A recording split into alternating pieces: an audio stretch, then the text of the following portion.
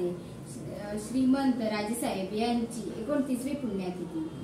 आज या निमित्ताने मी आपल्याला राजेसाहेबांबद्दल व त्यांच्या उत्तुंग कार्यकर्तीबद्दल थोडक्यात माहिती देणार आहे। सावंतवाडी सुंदरवाडीच्या या राजघराण्याने निसर्गसंपन्न कोकण परिसराची अस्मिता जोपासण्याचे व जपण्याचे अविरत कार्य 15व्या शतकापासून केले आहे। या राजघराण्याचे अखेरचे सिंहासनाधीष्ठ राजपुरुष म्हणजे कैलासवासी शिवरामराजे भोसले। या आधुनिक पिढीला ते ज्ञात होते ते राजेसाहेब या नावानेच। एक उत्तुंग व्यक्तिमत्व, एक चालता बोलता ज्ञानकोश म्हणजेच राजेसाहेब। आपल्या या राजपुरुषाने आपल्या कारकिर्दीत सामाजिक शैक्षणिक क्षेत्रात आपले जीवन व्यतीत करून या सुंदर कोकण भूमीच्या विकासाचे स्वप्न सदैव आपल्या मनात चिंतले। नारळी पौर्णिमा, सागर प्रवेशाचा शुभ मुहूर्त। या शुभ मुहूर्तावर 13 ऑगस्ट 1927 रोजी राजेसाहेबांचा जन्म झाला, जो या असंख्य जनसागराच्या विशाल हृदयात प्रवेश करण्याचे भाकीत घेऊनच।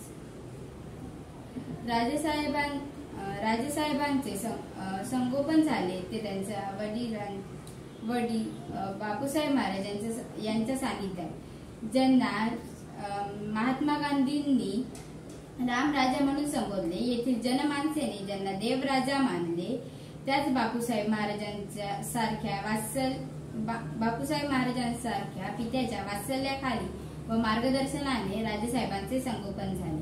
विधिलिखितानुसार राजेसाहेबांना आपल्या वडिलांचे हे मायेचे शतक फारच अल्पकाळ लागले, पण या अल्पकाळामध्ये राजेसाहेबांनी जी कर्मण्येवाधिकार असते मा फलेषु कदाचन वृत्ती अंगीकारली ती त्यांनी आयुष्यभर जोपासली।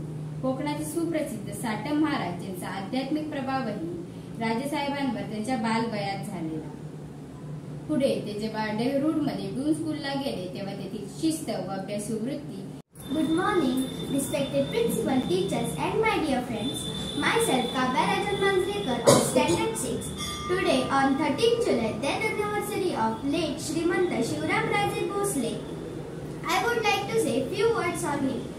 Late Shrimanta Shivaramraje Bhosle of Savantawadi was born on 13 August 1927.